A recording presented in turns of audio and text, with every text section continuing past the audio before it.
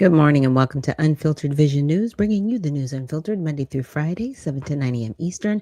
My name is Dr. Ashaki Noni Nichols, and I will be your host. Thank you so much for joining me this morning here on Friday. Happy Friday, everyone. As Dr. Uh, C likes to say, happy Friday. I love that. I love that terminology. It's really, really nice. So I hope everybody has had a good week, stayed warm because it's been cold, very cold in different parts of the country. And Dr. Harriet, thank you so much for joining us on X and reposting the stream. And thank you, everybody, joining us on Facebook and YouTube. So let's start with our Kids Corner. Got humbled by a child. Judas is one of the most hated names in the Bible. The guy who betrayed Jesus. But if I'm being real, haven't we all betrayed him too? It's easy to read about Judas and think, oh, I would never do that. But every time we choose comfort over obedience, or popularity over truth, or sin over surrender, that's betrayal too. It might look different, but it comes from the same place. Putting something else above Jesus. Hey, I'm Gray. I make Christian videos on the internet to help you grow closer to God. In Matthew 26, Judas sells Jesus out for 30 pieces of silver. That's about $200 in today's money. He walked with Jesus, saw miracles, heard his teaching, but still traded him for something temporary. And honestly, I get it. We all have our own 30 pieces of silver. Maybe it's fitting in. Maybe it's control. Maybe it's because we want our way. Maybe it's that one sin that we keep going back to. But here's the thing. Jesus knew that Judas was going to betray him. But he still washed his feet. That's the part that gets me. Jesus showed love to the one that would hurt him the most. So before we judge Judas, we have to look at ourselves. We've all betrayed Jesus at some point. With our words, with our pride, our choices. But the difference is what happens next. Judas ran from Jesus. But Peter, who also betrayed him, ran back. The cross proves this. Even if you betrayed him, he still loves you. Grace doesn't stop at betrayal. It actually starts there. So if you've messed up and think you're too far gone, don't run away, run back. Because Jesus already knew, and he still chose you. That's so amazing. Grace doesn't stop at betrayal. It actually starts there. I love that line. God's mercies renew every morning. Amen. Yeah. Yeah. I mean, that's very intense from such a young heart. It's like, wow. Because we've all been there, right? Every single day it's a choice. That is why in the book of Luke it says you have to pick up your cross daily. It's a daily decision, right? Daily, right? And we're all hoping we don't betray daily, but if it does happen, are you going to give up? Or are you going to start there, right? And do what's right.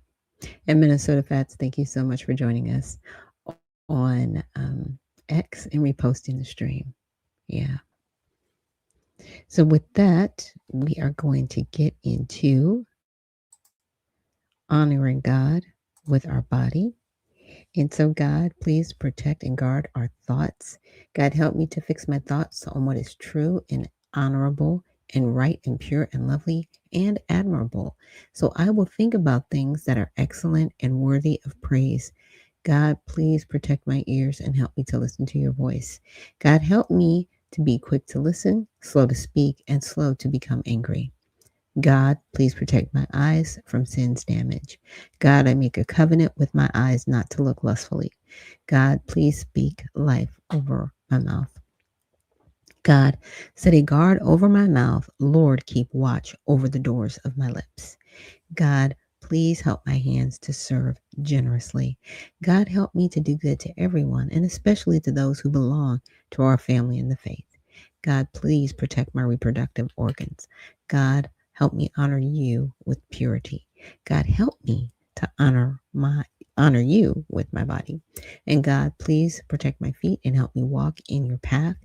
God, let your word be a lamp for my feet and a light on my path.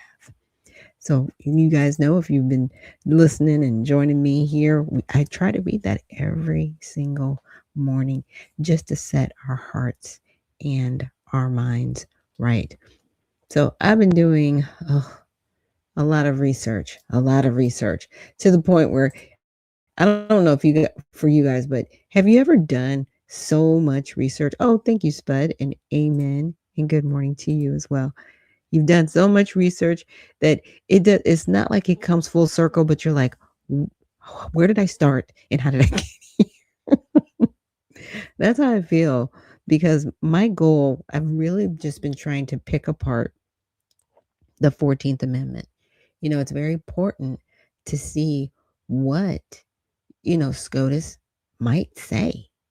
They, even though they're going to hear it, I mean, what if they decide, okay, if you were to, if you, the way you interpret it, like I said, I'm just assuming, if you interpret it this way, then you might have to ratify it. Or if, you know, we're not going to make a decision on it, we're just going to let it stand.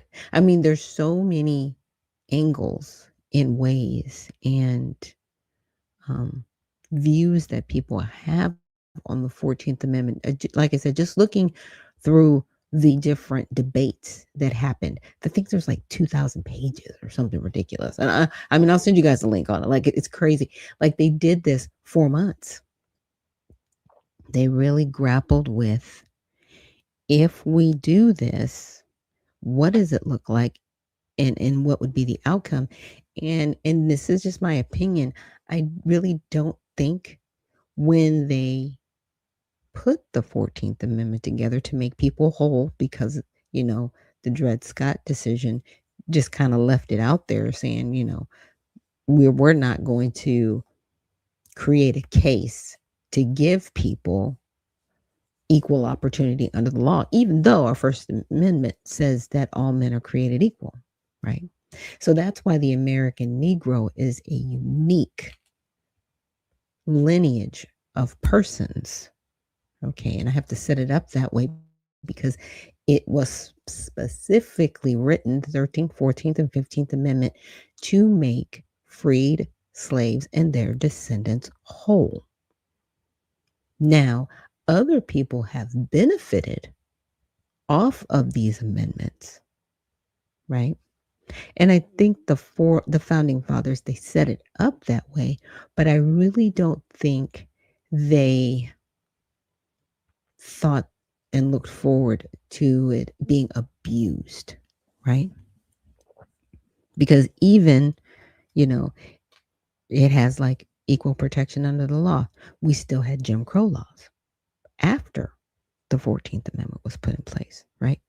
There was still redlining. There's still harms going on today that violate the American Negro. But people, will say, "Well, stop whining. Be glad you're here."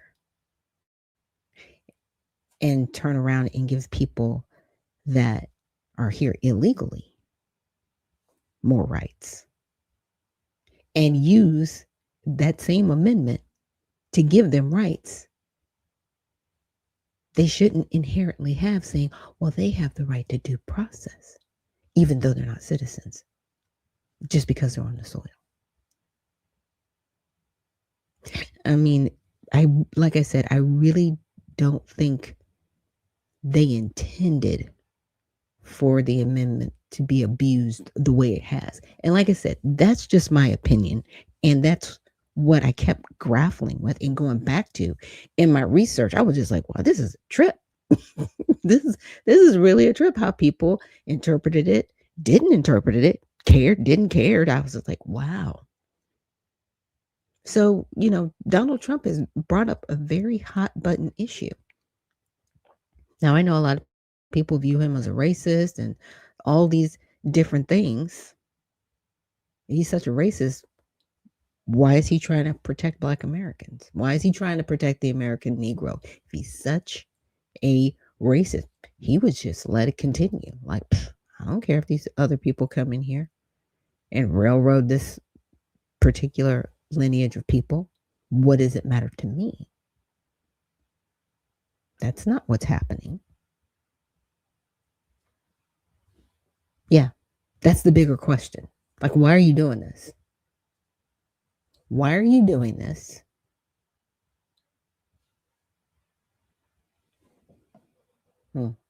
Is it because maybe you will benefit? Do we know? Do we not know? It's going to address a lot of incidents, in my opinion, in this country that have happened that have been harmful to the American Negro, whether intentionally or unintentionally. Again, I really don't think I don't think the founding fathers or individuals that participated in drafting the Bill of Rights and the Constitution really saw that we would be where we're at today with people circumventing the Constitution through policy, through different agencies, right? To create what they want outside of the law, outside of the letter of the law. I really don't think they foresaw that, but that's where we are.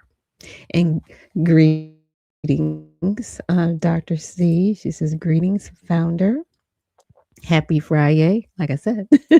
And Tatas, good morning to you too. Thank you so much for joining us and reposting the stream. And Uncle Coolwater, thank you so much for joining us this morning and reposting the stream. So I'm just gonna play President Trump's video, and then we're gonna get into a little bit more of this research. And Uncle Coolwater says, how does a president say, I'm gonna help the Black American people without saying, I'm gonna help the Black American people? Good morning. I know. I know. The question is, does he want to help? Again, I don't think he would have brought it up if he didn't want to help. But let's check out this video. Because that case was meant for the babies of slaves. And if you look at the dates on the case, it was exactly having to do with the Civil War. That case was not meant for some rich person coming from another country, putting a foot in our country, and all of a sudden their whole family becomes, United States citizens. That case is all about slaves, the babies of slaves. And it was a good reason for doing it. And that's all it was about. And people now are understanding it. It's been explained to them, and I think the court understands it too. That would be a devastating decision if we lose that case. That court, you've put because our country cannot afford to house tens of millions of people that came in through birthright citizenship. When that happened, that was meant for the babies of slaves. And if you look at the exact dates that it was passed, it all had to do with the Civil War and the ending of the Civil War. It's that little period of time, and people now are starting to understand. Yeah. So, that is his purview and platform on it, right? Like that's where he's at. He's like, this was for the babies of slaves. Now I know a lot of people are like, oh, we need to help him with his talking points and say, sir, it's actually for the descendants. It's okay to say descendants, but we know what he means, right? I know what you mean. So I use some different AI models. I tried Grok, I tried DeepSeek, and when I put Negro in there, it was like, that's really not a nice word. I'm like, can't use you because you're gonna have a different purview. And I'm like, it's on my birth certificate. What do you mean it's not a nice word? Like, what are you talking about?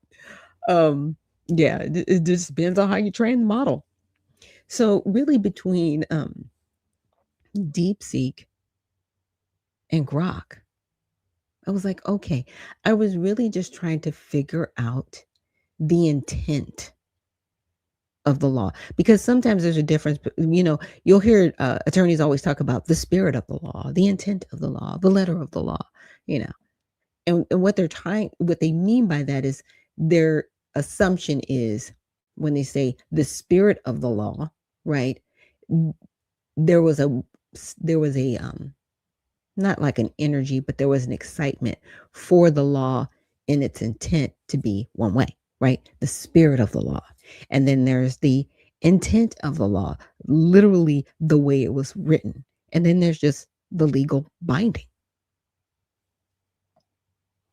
This amendment on its face was intended to make whole freed slaves and their descendants. On its face. They talked about it, they debated it back and forth. And there were members in the Senate that had concerns, right?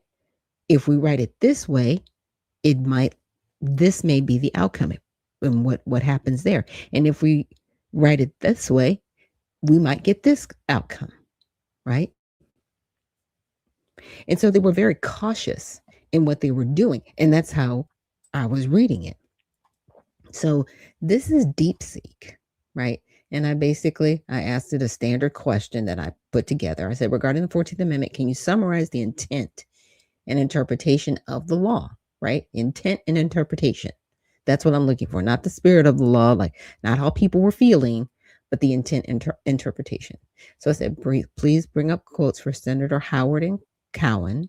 Make sure to consolidate, because if you don't tell, you will get like a page or 3 pages of information with short outline. Note the disagreement that Black Americans have with how the amendment, sorry, I misspelled that, has been abused, and outline how Chip Roy's Pause Act, and I'm still kind of back and forth on the Pause Act, but I was like, well, in the Pause Act, and we'll get into it, it's basically looking at how a way to curb illegal immigration, right? That's what the Pause Act does, and really looking at protecting our borders, right? Not just the physical borders, but the administrative borders. So it brings up H-1B visas, chain migration, et cetera, et cetera. So could be a route to curb the abuse of the 14th Amendment while assisting the Negro community, right? So give a short outline, call to action to get the bill passed. Also mention the 14th Amendment case before the Supreme Court and how it all ties together. So I was just like, let's just kind of look at it from that purview. And Tata says, people are not trying to understand because it's talking about us specifically, and some of our people are being willfully ignorant. Yeah, it's crazy because even in my research, and this was really wild because I didn't know this, the NAACP is actually advocating for immigrants to be here according to the 14th Amendment. They're not advocating for it to protect us. They're advocating for it to protect people that are here illegally on the soils. Wow. That also came up in some of our research. I was like, wait a minute. You're advocating against us? Wow. Yeah, like I said, and that was I don't think that happened in Grok and in DeepSeek, but it was like in another AI model I was using. I was like I said, but it was, sometimes you see things, and even though it was disheartening, it was cool because I was like, wow, I didn't know that. I really didn't know that they were lobbying and advocating for people that are here illegally. But they are, because it's the due process, right? Protection under the law. This is after, persons born or naturalized, right? This is later on in the 14th Amendment that they're arguing for illegal immigration. It's very crazy. And sincerely lawless, happy Friday, or Friday founder, happy Friday and Friday to you too as well. So, so here's some of the original quotes, right? And this was ratified July 9th, 1868. So they had to ratify the Constitution in order for the 13th, 14th, and 15th Amendment to be done. Now, the question is, are we going to have to do that again if they are trying to really make this happen? Because the Supreme Court could say, well, we could make a decision on this particular case, and they already brought this up. Are we going to have to continue to make decisions on these cases? Or they might have to kick it back and say, you know what, Congress, This may take a ratification of the Constitution to clearly outline under the 14th Amendment who it's for, what its intent is, right? And who does not have access to it. So let's just say, and I'm just using this as an example, I'm not saying this will happen. They ratify the 14th Amendment and they say, okay, any persons born or naturalized, this applies to, right? I don't know why the founding fathers didn't do this. You can say this applies to, because they said who it didn't apply to, right? Dignitaries and all that. But you can say this applies to descendants of emancipated slaves,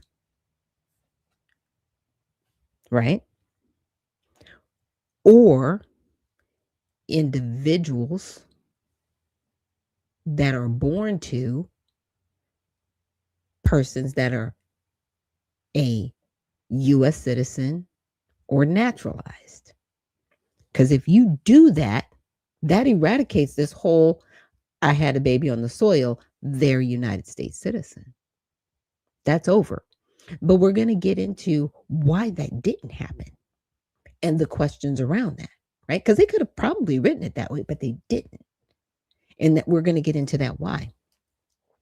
So Senator Jacob Howard on May 23rd, 1866, on the citizenship clause, the amendment which I have offered is simply declaratory of what I regard as the law of the land already, that every person born within the limits of the United States and subject to their jurisdiction is by virtue of natural law and national law a citizen of the United States. Okay? So he's just like, what, this is, this is the law of the land, right? But see, at that time, they didn't have massive immigration. They had very strong borders. They didn't have everybody just running over because you couldn't. You couldn't just come over to the United States and be like, I'm here. What's up? No, like you couldn't do that. You just couldn't do it. Okay. We had very strong borders at that time. So on the privileges or immunities clause, it will, if adopted by the states, now here we go, if adopted by the states, forever disable every one of them from passing laws trenching upon those fundamental rights and privileges which pertain to citizens of the United States. Okay. So his concern was if we do this, we have to make sure that the states can't reject it, right?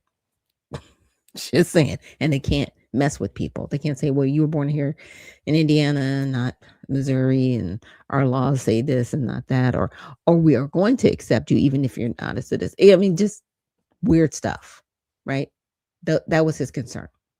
Now, Senator Edward Cowan, he had a dissenting view. He expressed concern over expansive birthright citizenship. Now, this term birthright didn't come up until later in the 1900s. So I need people to understand that this term, which is legalese, was not a part of the constitutional conversation. It didn't come up when they were debating this. This is a colloquialism, right? Or legalese that people came up with later. And it was actually codified in a statute that we'll get into. So understand, they weren't talking from a term of birthright citizenship that we know of today. They were talking about the 14th Amendment and the right of birth on the soil, right? So asking if it would apply to children of Chinese or gypsies born in this country. So even then, there was a concern. Just saying. Now, his objections highlighted early disagreements about the scope of the clause, which Howard's interpretation aimed to make broad and inclusive. So Howard was like, we need to make this broad enough and inclusive enough so to make sure that these emancipated slaves and their descendants are protected, right? And any other persons outside of them born on the soil. Again, they were not intending for the law to be abused by people. And that's where we are today, is the abuse, right? So, broke down disagreement from Black America on the abuse of the amendment.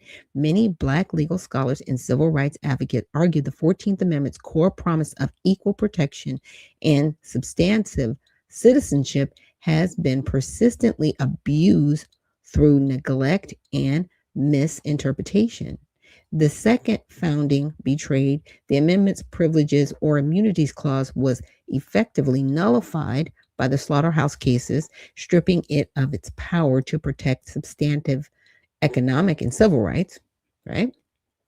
This is how we get back to 1964 and having to redo this again, by the way. Side note. So, separate but equal, right? Plessy versus Ferguson in 1896, sanctioning of segregation under a separate but equal doctrine was a direct perversion of the Equal Protection Clause, because again, we are unique. We had to be written into the Constitution for people to respect us, and they still didn't. They were still like, no, you're still not a human. Like, what? First of all, your Constitution says all men. It doesn't say certain men. It doesn't say these men. It doesn't say those men. It says all men are created equal, but you're still causing harm. It's crazy.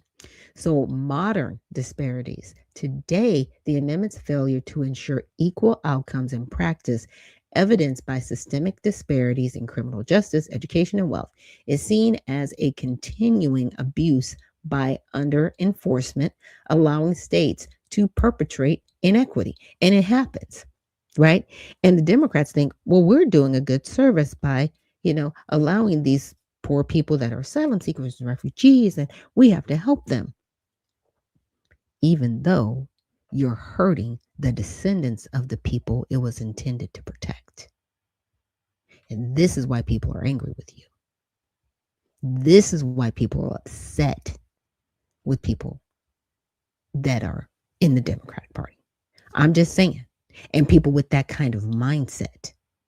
We want to take care of everybody else, even though this was specifically written for you and we can benefit from it. We're still going to disregard you, treat you badly, and put people over you. It is wild and crazy, but I wish I was wrong. And sweet sister, thank you so much for reposting the stream and joining us this morning. Now, again, this is kind of a Cliff Note version. I've got other questions that I asked Grok and gone through all of these different scenarios, right? Because I was like, wow, it was, again, very interesting and fascinating to me. But, sometimes I'll get into research and I'm like, oops, I gotta go. I gotta start the show. Now, Chip Roy on November. Oh, wow. He did this in 2023. And I guess he revamped it in 2025.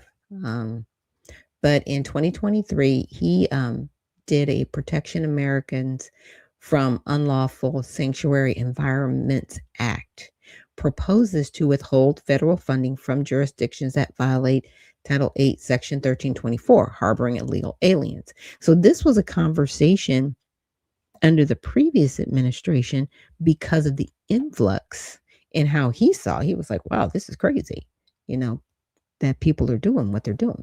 So the tie to the 14th Amendment, proponents argue that unchecked illegal immigration and sanctuary policies abuse the 14th Amendment's citizenship clause by creating an incentive for birth tourism and irregular migration, which they claim dilutes the value of citizenship and strains resources intended for lawful residents, including Black Americans. Yeah.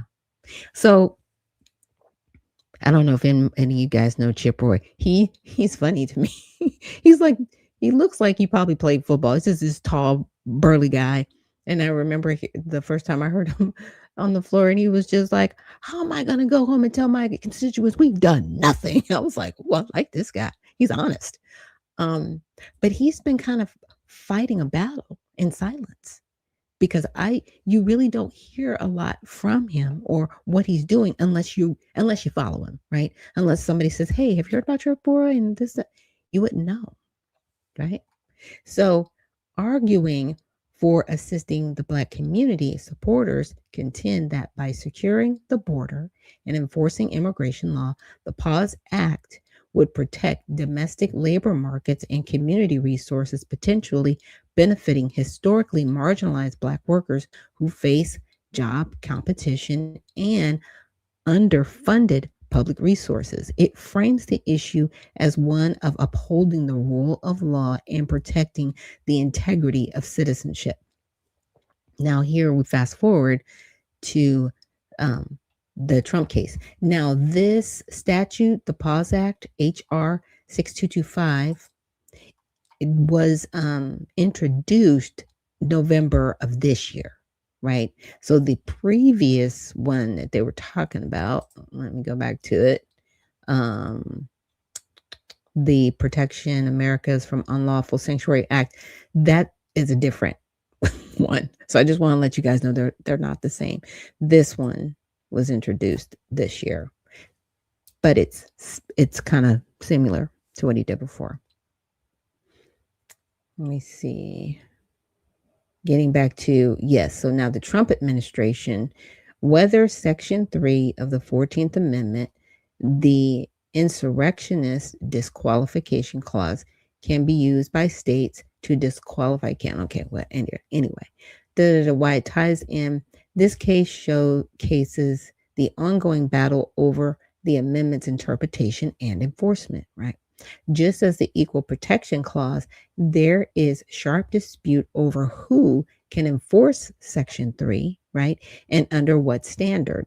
The court's ruling will define the practical power of a key, long dormant section of the 14th Amendment. So we've got people. So this amendment, in my opinion, has been contentious since its inception, because there were the southern states, and that's argued. And I'll make sure that I attach the debate and the argument so you guys can, on your own look through it.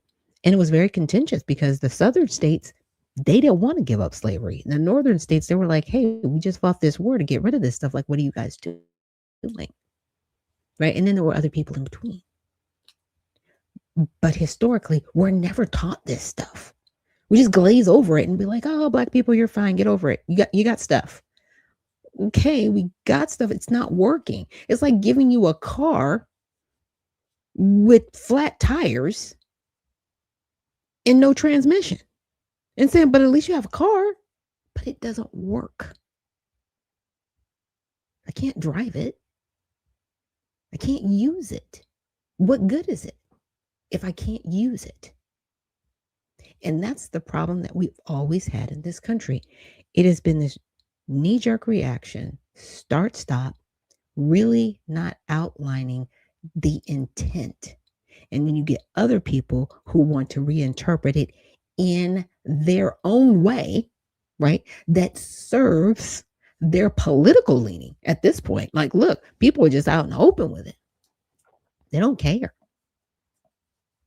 Look, I feel bad for a lot of these children that are literally being used by people coming over here illegally to have anchor babies. I feel bad for the babies because people have taken advantage of our kindness in a nefarious way, and nobody says anything or calls them on it. They get coddled and told, "Oh, you poor refugee asylum seeker. Oh, you poor thing. You came over here and now you have a baby. Here's everything."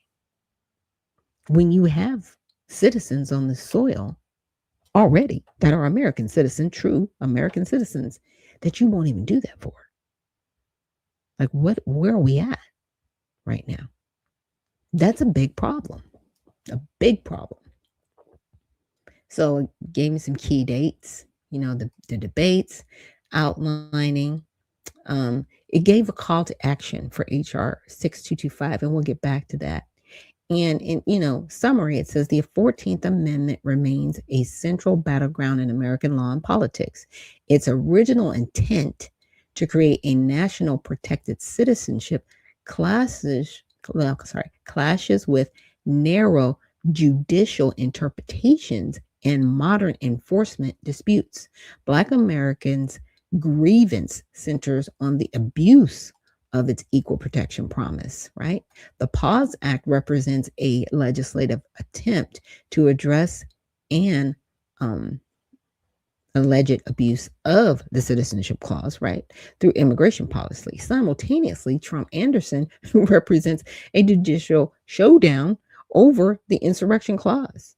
Together, they demonstrate that the fight over the 14th Amendment's meaning, enforcement, and legacy is ongoing, spanning from citizenship and equality to the very grounds for disqualifying officials, right?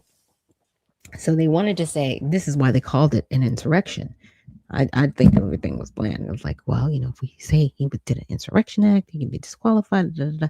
And it was like, okay, well, he wasn't found guilty of an insurrection. So, and there was a case. There was a case that was brought. He wasn't found guilty, but there was a case that was brought. And I was like, even if he was in prison, he could still run the country from jail. Okay. But they were like, but the insurrection clause would disqualify him. It would disqualify him, but it didn't happen. So that's why there was all the lawfare. Because there's nothing in our Constitution that says if you're in jail, you can't be the president. There's nothing that says that. You can be in prison, be the president, but you just can't vote in a federal election. That's it. Like that's your punishment.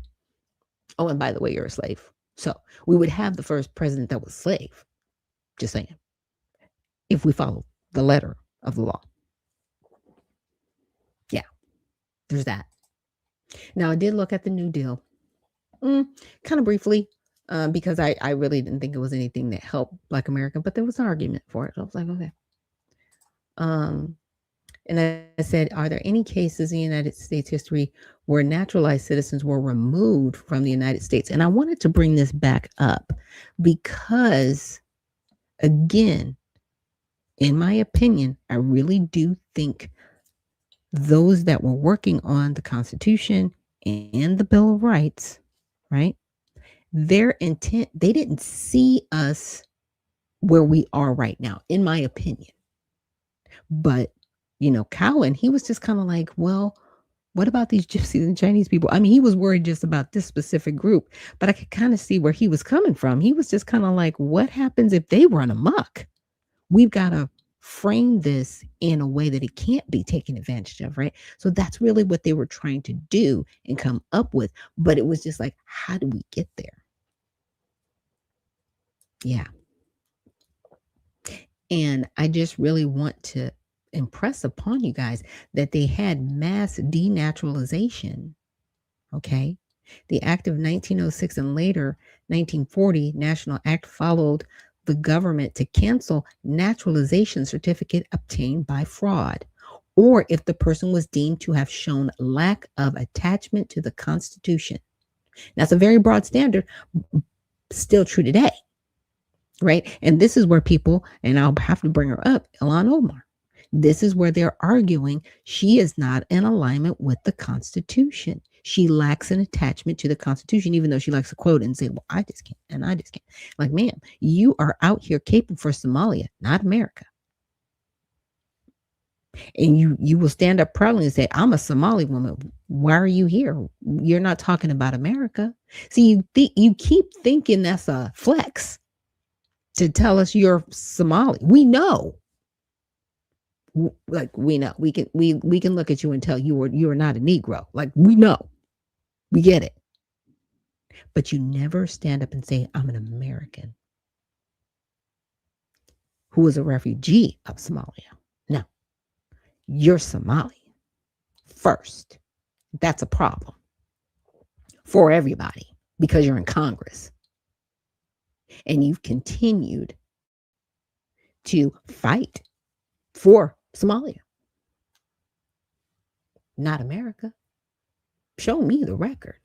Show me where you've actually fought for American people outside of Minnesota. You're still in Congress. Because, see, you like to flex and say, well, the House, we have the power of the purse, and we have this and we have that.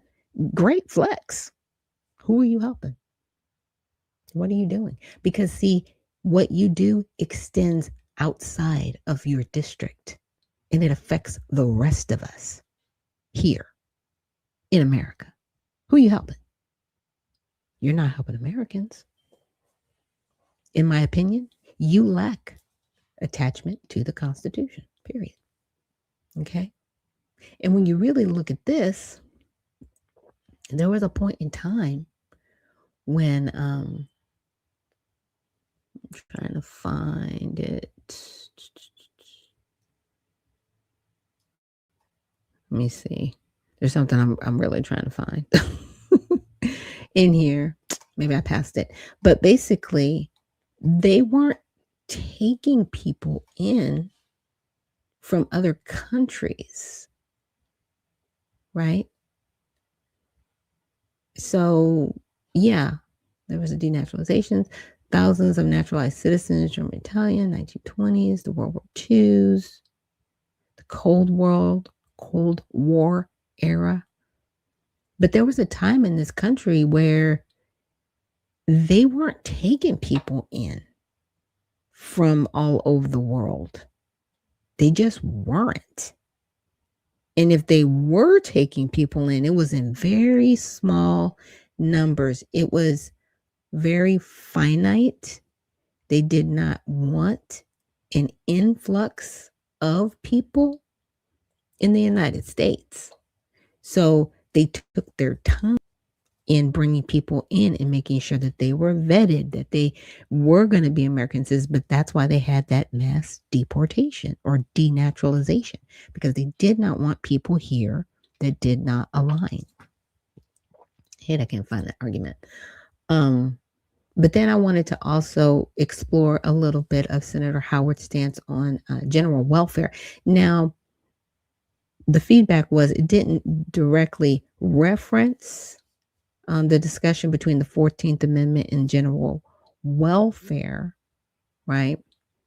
But Howard emphasized that the 14th Amendment addressed this gap by restraining states from violating fundamental rights, and through Section 5, granting Congress explicit enforcement power. So here's a direct affirmative delegation of power to Congress to carry out all the principles of these guarantees, a power not found in the Constitution. And this is something that he said in reference. Okay. So additionally, in defining the privileges and immunities of citizens of the United States, Howard approvingly quoted Justice Brashad Washington's opinion in Corfield and Coriel in 1823, which described these as fundamental rights, subject nevertheless to such restraints as the government may justly prescribe for the general good of the whole. This reflects Howard's view that individual liberties are protected but can be regulated for the broader public good, aligning conceptually with the idea of general welfare as a legitimate governmental consideration, though not tied to the specific article and clause. So he was always thinking about the general welfare of people, right, in writing these laws and carrying this out. So we're going to take a quick break. When we come back, we're going to just, like I said, go through a little bit more of the research that I did, and we'll get into some more news. So thank you so much for joining me here on Unfiltered Vision News for Prayer with Friday, and I will see you guys on the other side.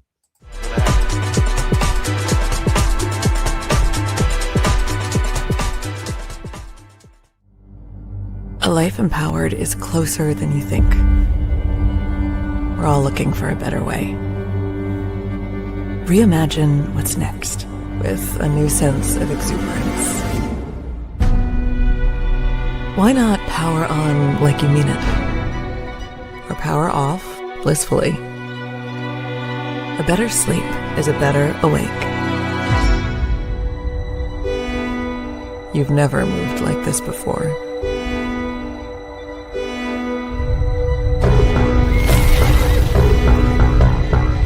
With the energy nature intended. Imagine reprogramming the way you look at the speed of science.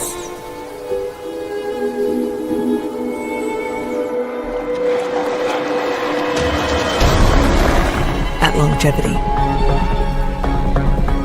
At exhilaration. It's next level rejuvenation. Taking well-being from the inside out and outside in. The light within is ready to ignite. Be the light. LifeWave.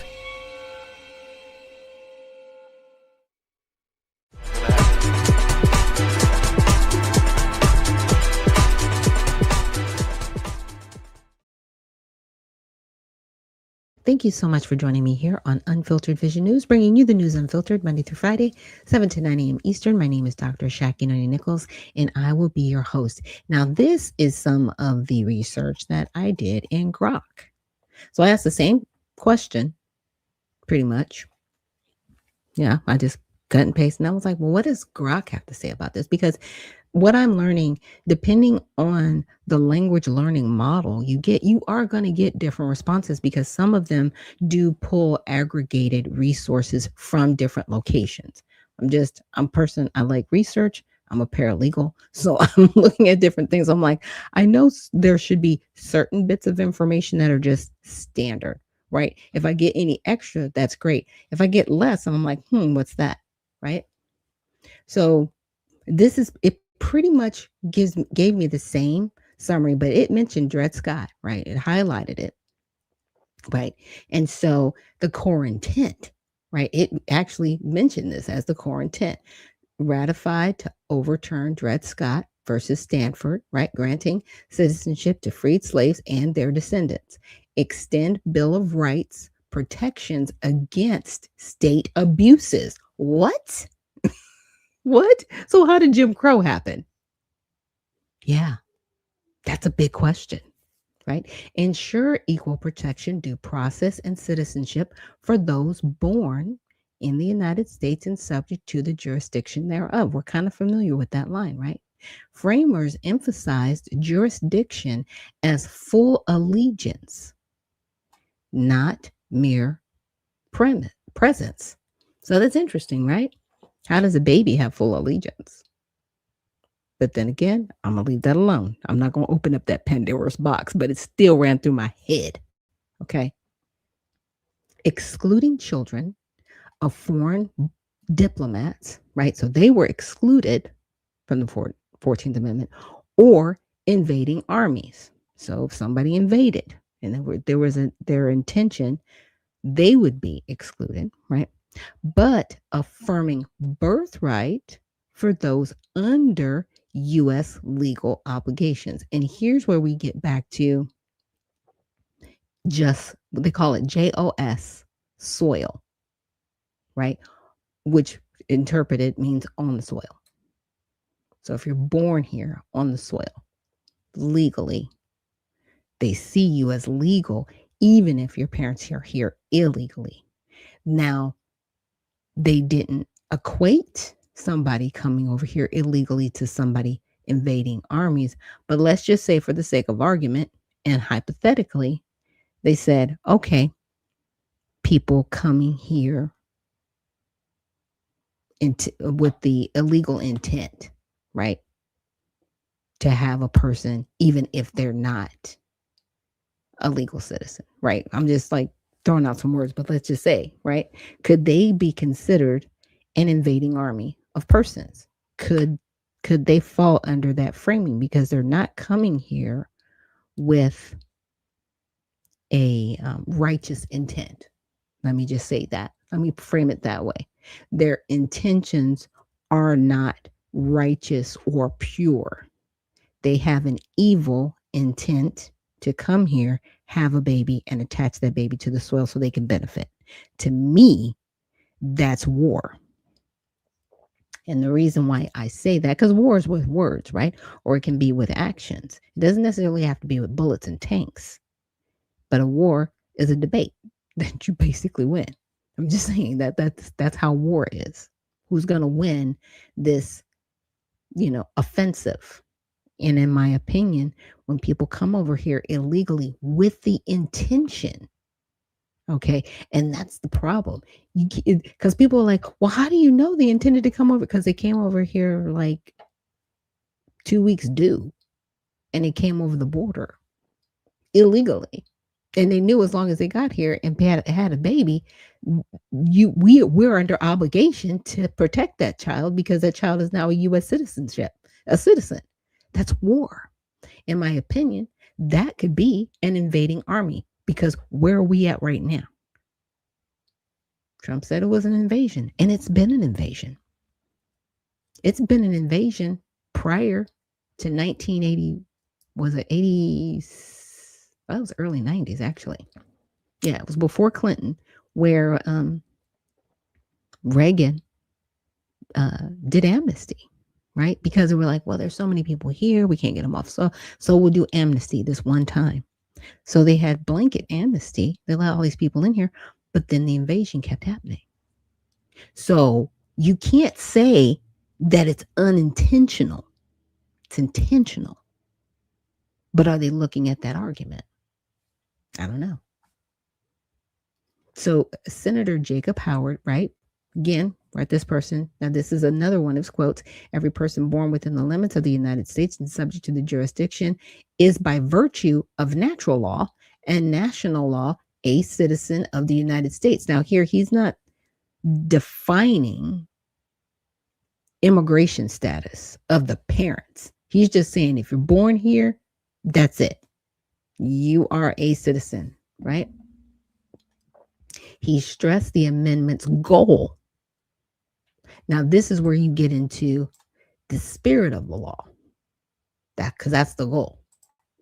The great object of the first section is to restrain the power of the states and compel them at all times to respect these great fundamental guarantees, empowering Congress via Section 5 for enforcement. So he wanted to make sure that no matter where freed slaves were, right, that they would not be denied being citizens, because this is who it's written for right now. Okay. But he still had to expand it just in case there was somebody who wasn't Black, right? Who wasn't a Negro. They wanted to make sure when we put this in place, it's going to protect freed slaves and everyone else. Okay. Again, people have abused it. And in my opinion, that's an invading army. Now, Senator Edward Cowan warned of unintended expansion if a traveler comes from Ethiopia, right? He is entitled, right, to the protection of the laws, but he is not a citizen in the ordinary acceptation of the world. He feared it would grant citizenship to children of Chinese immigrants or gypsies, asking, is the United States to determine that they are to be citizens, highlighting limits on jurisdiction for non-allegiant foreigners. So he even brought it up. He was like, well, so what if somebody's from over here? Are they entitled to this? So the question was asked, right? Again, they had a whole debate.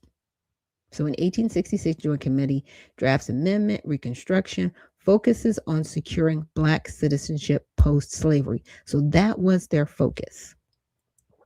Now, 1868, they also brought up Wong Kim Ark. This is where the children of legal immigrants, right? That was brought up.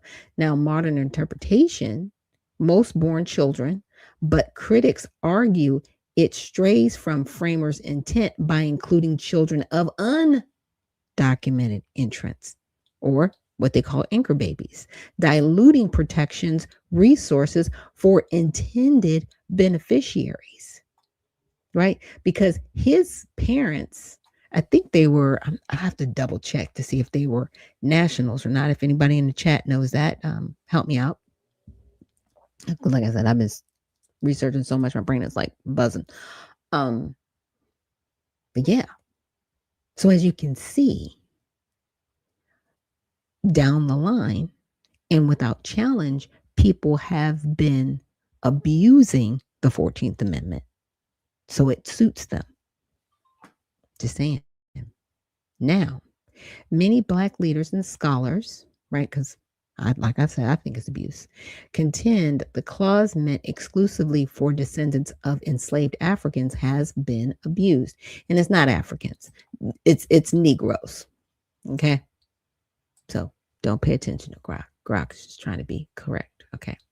Via expansion birthright rulings enabling mass immigration that strains welfare, jobs, and affirmative action programs originally aimed at redressing slavery's legacy. This dilution allegedly perpetrates economic disparities for Black communities, diverting billions in benefits, chain migration from those the amendment targeted. So, as much as it was meant to make us whole, people kept shoehorning themselves in to take advantage of it and still cause harm to freed, emancipated slaves and their descendants. Now, the Pause Act, again, this was the act that Chip Roy introduced for the intent of his bill. It pauses inflows, reducing U.S. born children of non-permanent residents, aligning with framers' jurisdiction limits, right? Like you see how Calvin brought up, like, what if somebody's from Ethiopia? Like, what are we talking about, right? Without amending Constitution, complements SCOTUS's review, but legislatively narrowing eligibility gaps exploited post Won Kim arc. So everybody's been abusing it, but not really calling people on it. Because whenever it's challenged, people go, well, what about this guy? And when SCOTUS heard it the first time, I want to say it was Justice Sotomayor. She actually brought it up. She said, well, if we go on this way, and you're looking at that case was in a specific state. So are we looking at this at the state level, or are we looking at this on a wider scale of, every state?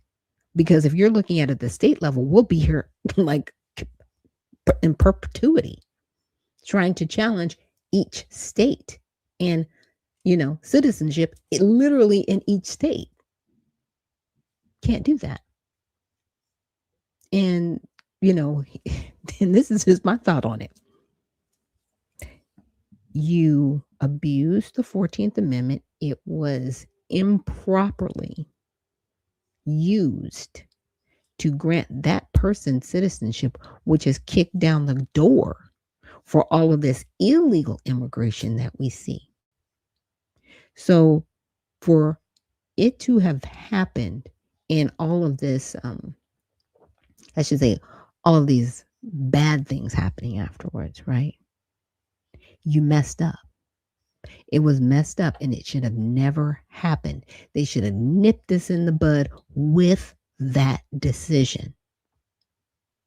Now, in my opinion, could SCOTUS, if SCOTUS were to overturn that decision from Won Kim arc, let's just say, hypothetically, they overturn it and they say, okay, this was an isolated state incident that cannot be applied, right? Universally. I'm just saying, can't be applied universally because it was an isolated incident. In my opinion, could they overturn it and say the 14th Amendment was misinterpreted? And this person should have never been allowed citizenship. They could have argued, right, that they were citizen, they were born here, but they were born to people that were not U.S. citizens. I want to say, like I said, I think they were nationals. I'm gonna have to look that up real quick to like settle my brain. But like I said, I'm just talking hypothetically. If they were nationals, let's just say, they're eliminated because the 14th Amendment actually outlines that and says, okay, this does not apply to foreign nationals. So if you're a foreign national, it doesn't apply to you. Your kid is not a U.S. citizen. They are under the jurisdiction that you're under. You're just kind of visiting here.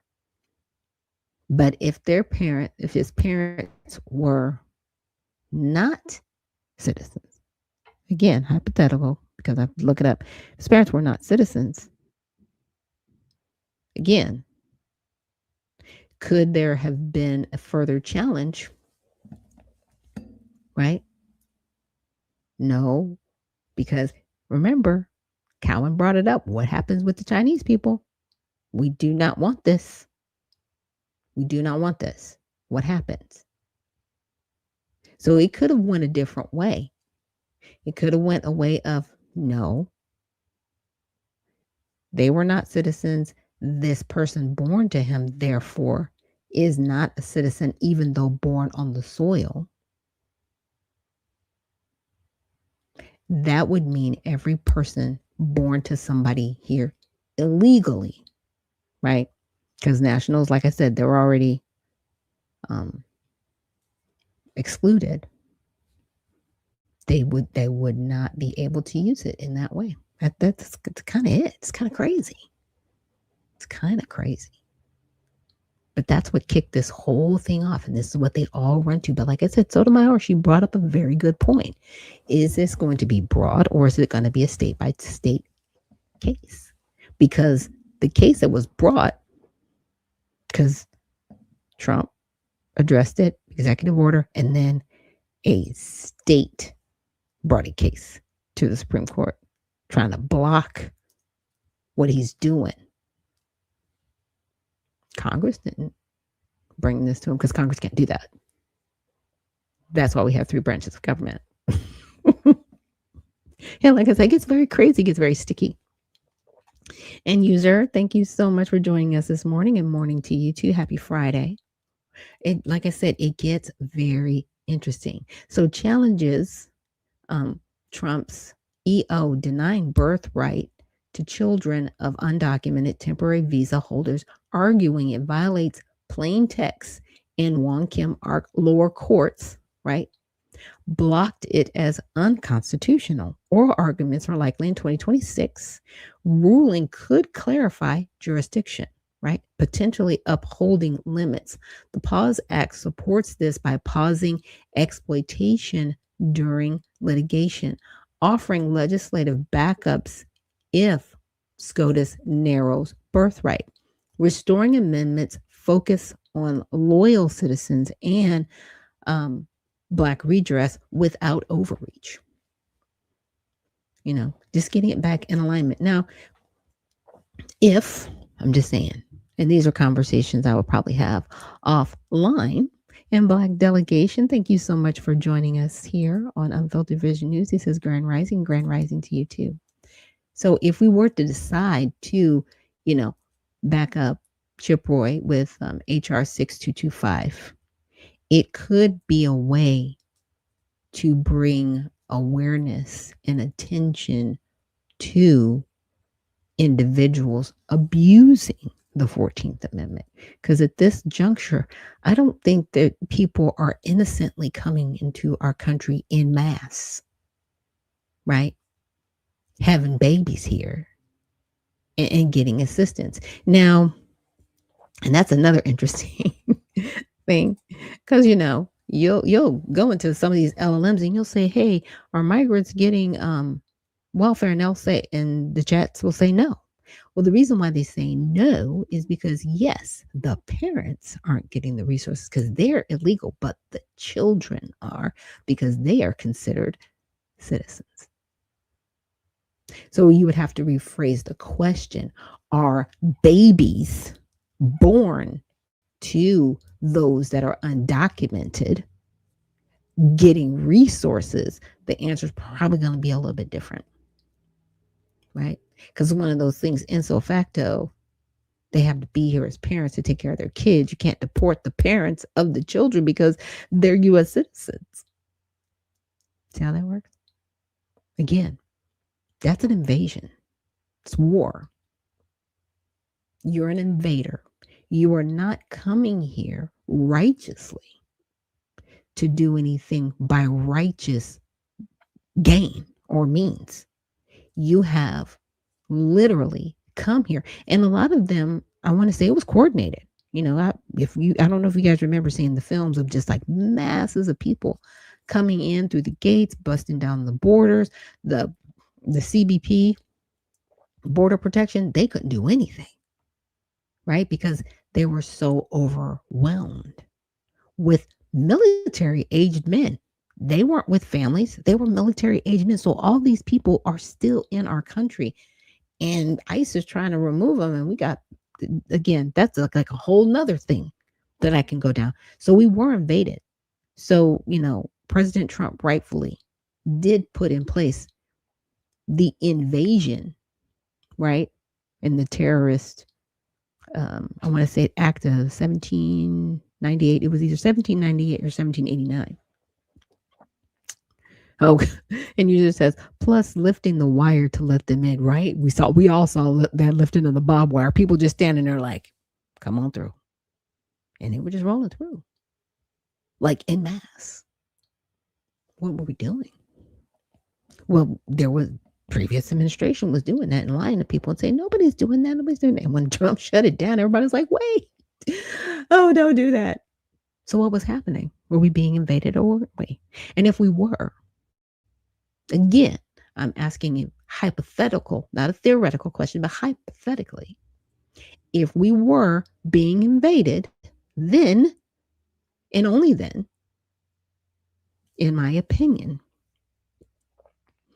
does it apply to say we were being invaded? Okay. Again, that's just my opinion. I feel that we were definitely invaded because of the way it went down.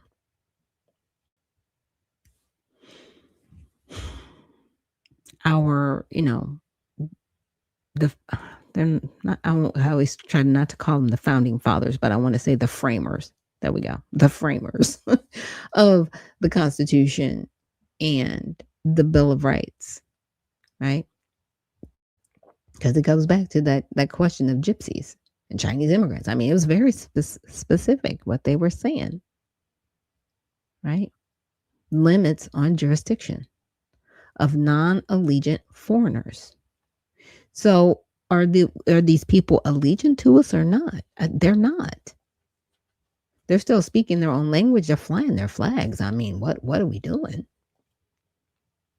But again, hypothetically, we let people in here within our borders that invaded our country. So again, if you look at it from that purview of invasion, right? Not in alignment. What's going on? Now, there were people that said that they were asylum seekers. Well, if you're seeking asylum from Honduras, we're not the closest country to you. You're supposed to seek asylum from the nearest place next to you. And then at that, there's another question. Is there war going on in that area? Because that's part of the reason you have people seeking asylum and people that are refugees, right? And those people are supposed to be actually given classifications and be allowed. And we can, we can actually use the country of Somalia as an example. because they were granted refugee status. The people of Somalia just didn't come here to the United States.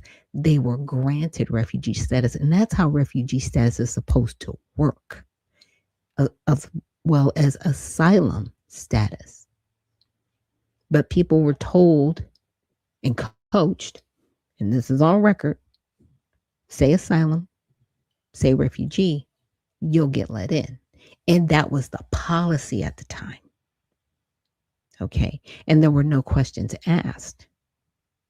That's how we got this invasion. And it was, and, up until January of this year, it was an invasion. It is what it is, was what it was.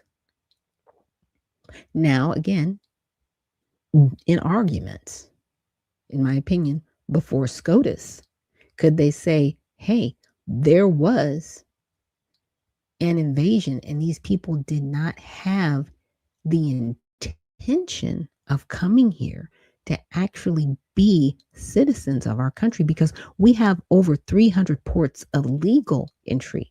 Why didn't they just do it legally? We still have legal immigration. It's not like you cannot become a citizen of the United States. You can legally. So a whole bunch of people apply for legal status. So the question becomes, why did you feel the need to come in illegally, in mass? Why? When you had no intention of assimilation, when you had no intention of doing anything properly.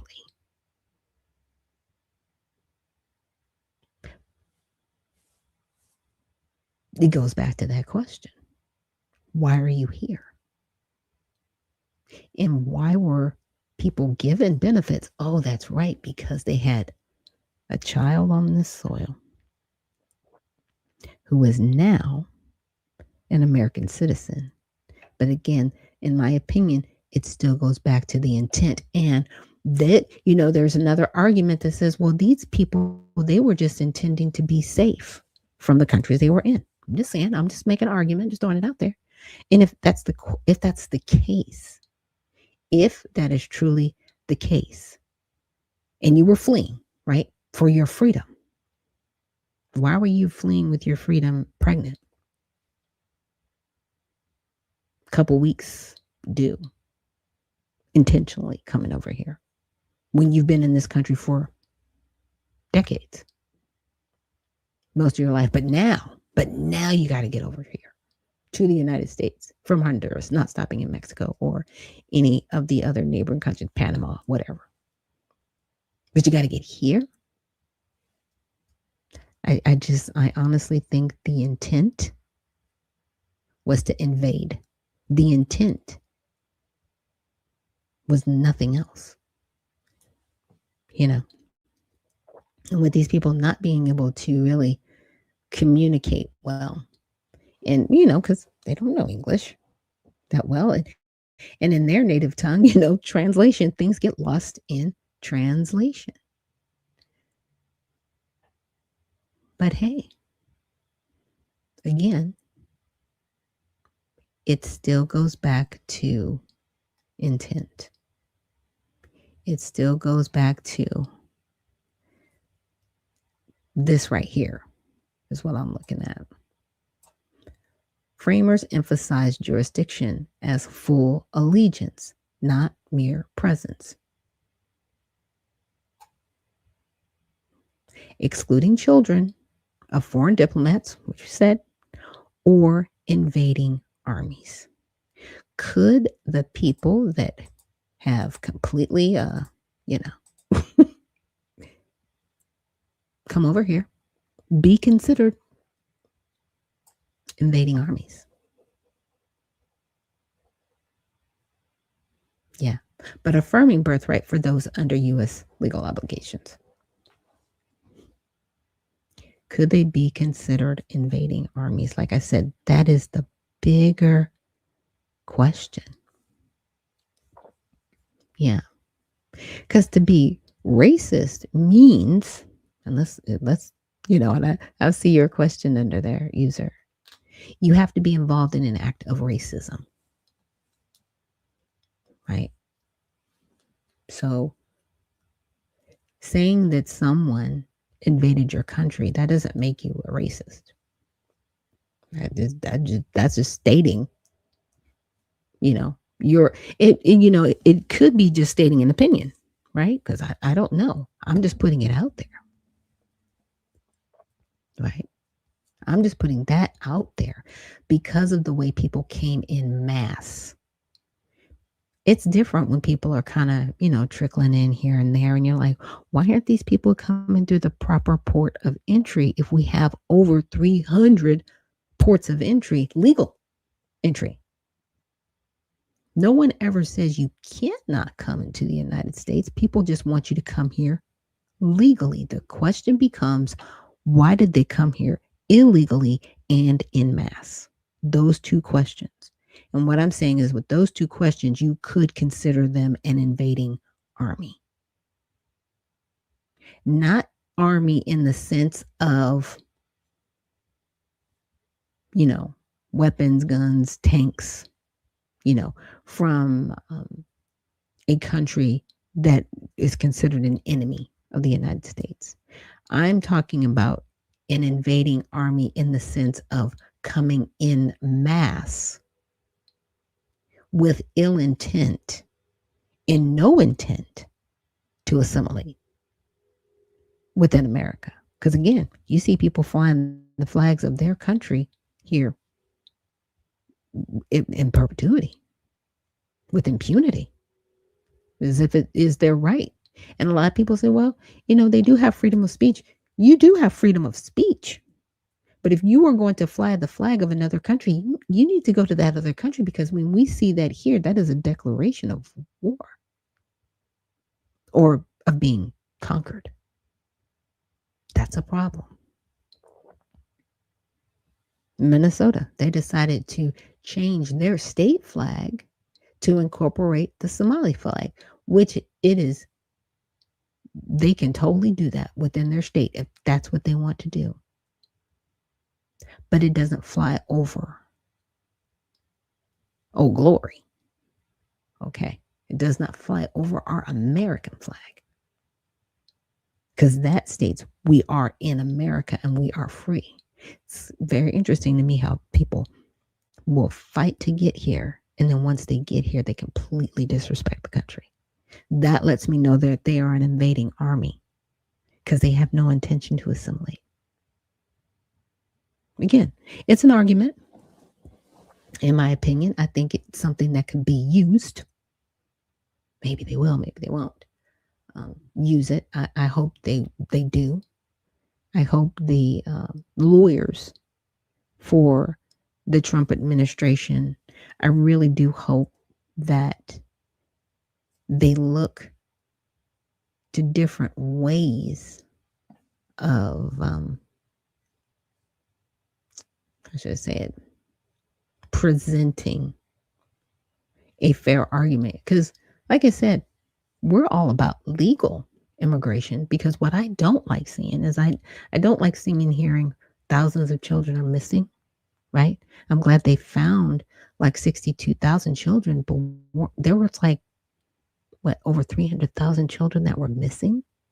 We don't know what happened to these children because they weren't here. Their parents weren't here legally. And when we're talking about children that were already born before they came over to America. So they were like, 2, 3 years old. You hear about the young children being passed back and forth over the border, past to Mexico, then back to California. The CBP can't say anything about it, and they see these kids going back and forth. They know trafficking is going on, but they were told to stand down. That happened too. We don't talk about that part. Those things happened. So is it okay if abuse goes on our watch? I mean, it's just, there's so many things tied to this. And again, that's how I can look at it in the framing of an invading army. A war where there was human, right, ballistics being used, whether they were children or men or women. It's very, Crazy. Look into the finders. You'll be shocked. Okay, thank you for that. Yeah, it's very sad. Like I said, what's happened not only in the United States but around the world. I mean, it's not only happening here. Those are the things that we have to realize.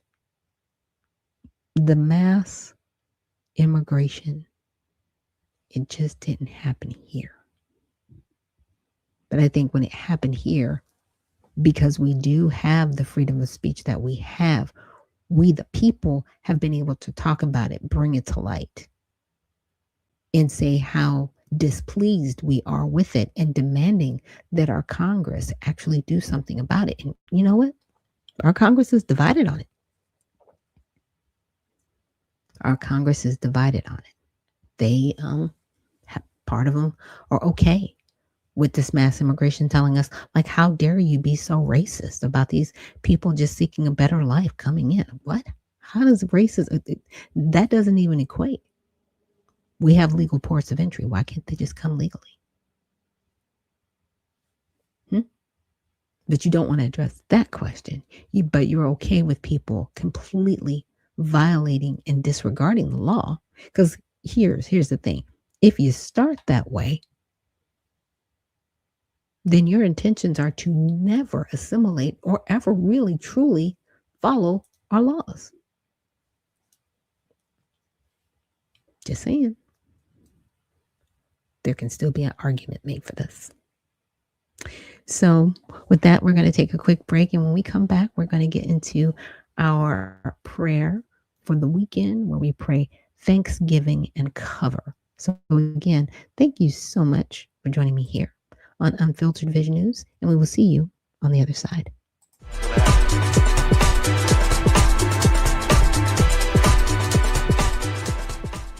At All Sides, we give bias ratings for hundreds of media outlets. By freeing people from filter bubbles and providing different perspectives, we can all be better equipped to understand the world and each other. So how do we do it?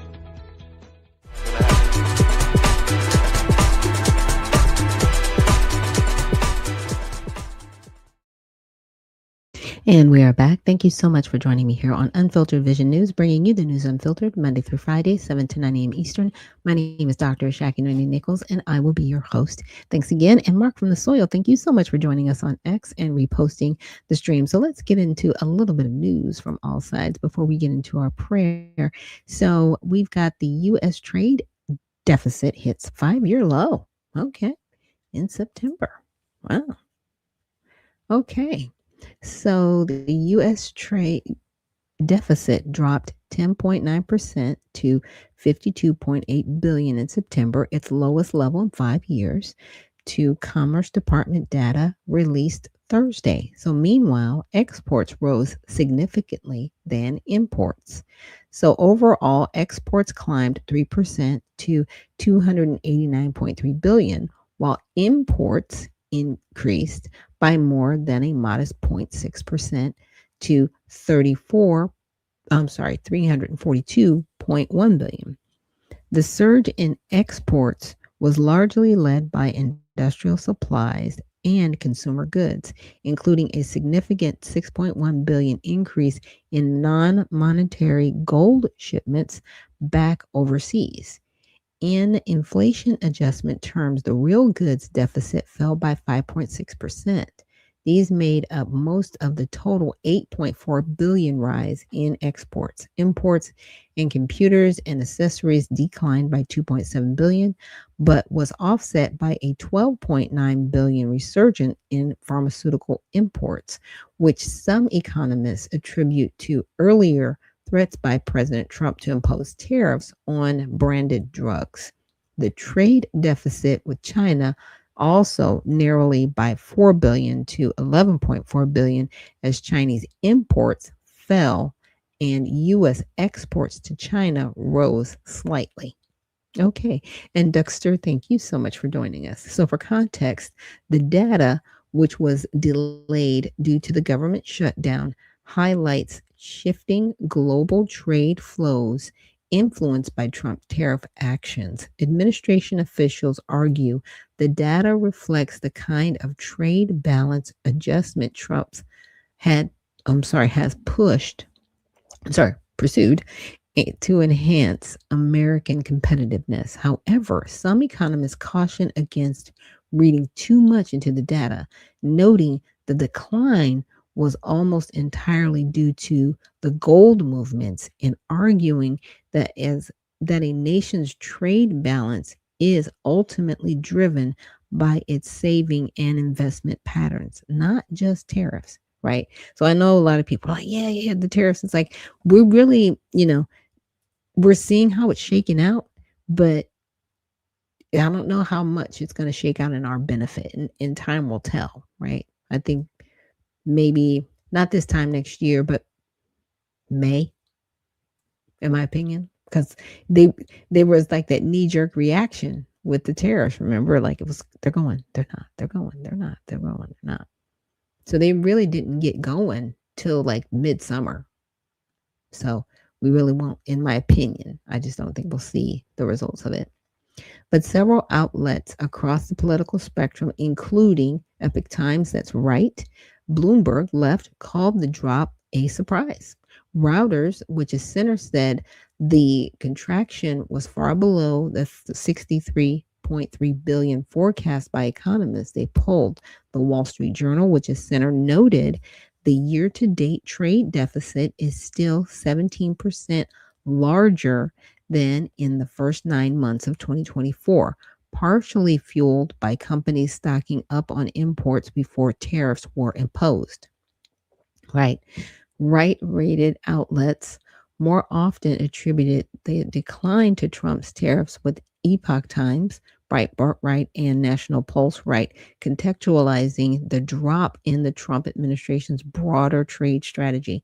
The New York Times, that leans left, Trump's action makes skeptically writing, it's unclear whether the trend will persist, and saying many economists have viewed Trump's focus on tariffs as simplistic or wrong. Again, like I said, it's good. Time's going to tell how this all really shakes out in the favor of the American people, because people are still like, I still can't afford my groceries, I still can't afford my rent, and they're not wrong. I mean, like, poof, it's still brutal out there for a lot of people. It's very sad, But again, with anything, like I was saying the other day, if we can get fuel under control, I think that's going to start helping with some of the goods that we purchase at the grocery store. But again, whenever you have these moments of inflation, retailers take advantage of that. So it's like if they brought something up by $1, do you think they're going to take it back down $1? They might bring it down 50 cents, but they don't want to lose that profit margin. I'm just saying. What we're here. What gas used to be, 25 cents a gallon? Anybody remember that? Like 25, 50 cents a gallon? And then once it got over $1, that's it. It stayed there. Once it got over $2, that's it. It's stayed there. Now in Oklahoma right now, I think you can still get gas for $1.99. I was looking on my Gas Buddy app. I was like, okay, cool. It's under $2 somewhere in the country. But in a lot of places in the country, it's not where it used to be, is all I'm saying. And that's part of it.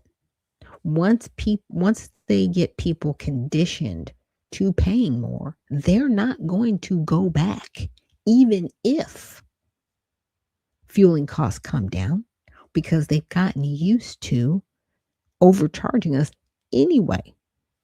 Just saying. I'm just saying. Now, here's another one. Are job numbers worse than reported? You know what? I wouldn't be, it wouldn't shock me, and I'd be okay with it because we had the government shutdown.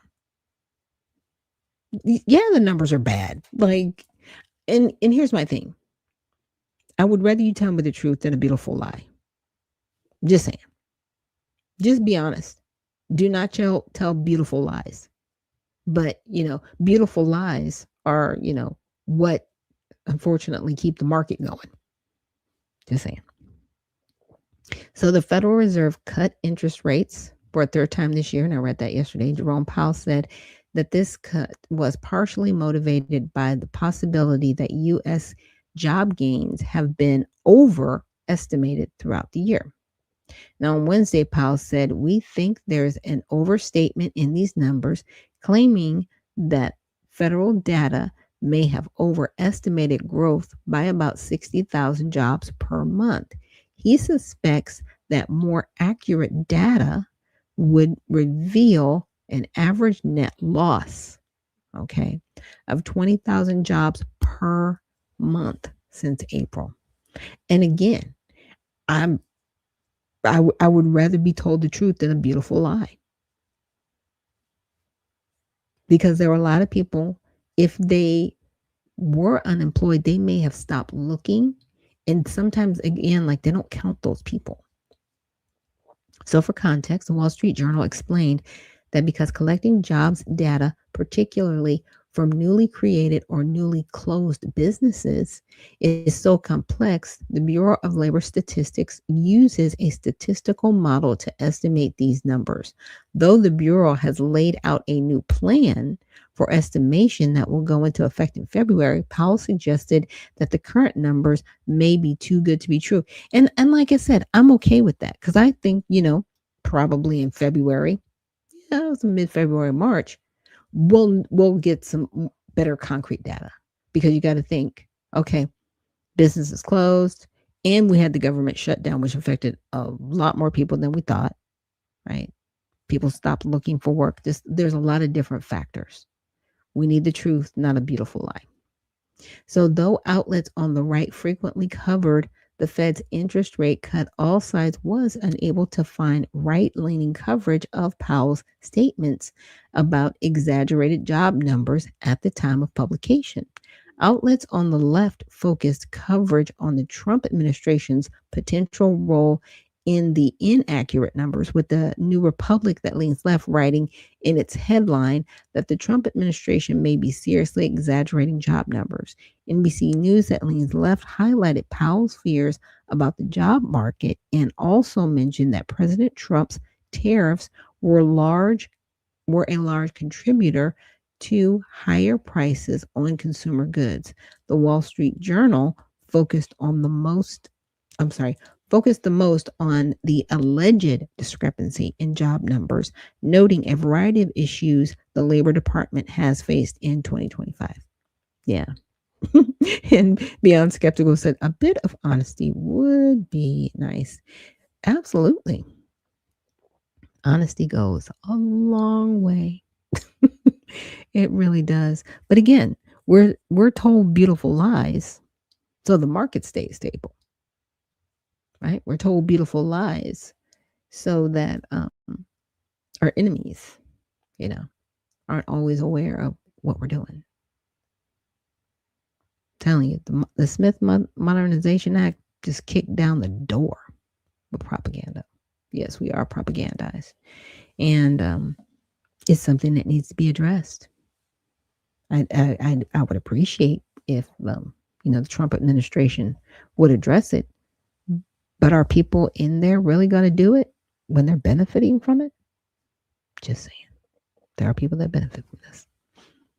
So we always have to ask that further question, right? So with that, we're going to get into our prayer for Friday, praying for Thanksgiving and cover going into the weekend. So God, thank you so much for this amazing Friday, getting us through the week, making sure that we get back and forth to work safely with our families, our health. Father, just thank you for our country. It's not perfect, and we are not perfect people. And it is our intent to make sure that we do the best we can do with what we've been given, and to do right by each other in that and not wrong, God. We really just want to pray for cover going into the weekend, just praying for people's safety, their families' health. God, again, because there are parts of our country where people are dealing with inclement weather, lots of snow, it's cold in different places, praying that people are able to be somewhere where it's warm, where it's dry. Father, And again, just really praying for, peace in our country, because there's so much anger and there's so much bitterness. And I really do think there's a way for us to, argue things out without without hating each other and doing it. Have very intense debate without shouting one another down and calling each other names and just, causing more friction. There's a way to do it. So I'm just grateful again for everything that you're doing for us, everything that you continue to do, God. And again, like I said, we're thanking you. Please give us cover going into the weekend, and please keep everyone safe. It's in Jesus' name we pray and give thanks. Amen. And with that, thank you guys so much for joining me here on Prayer with Fridays. We'll be back on Monday for a recap Monday with some more news. But again, thank you so much for joining me here on Unfiltered Vision News. And Beyond Skeptical says amen. Amen to you too. So again, thanks for joining me here on Unfiltered Vision News. And remember, stay well, stay focused, and stay unfiltered. We'll see you in the next one.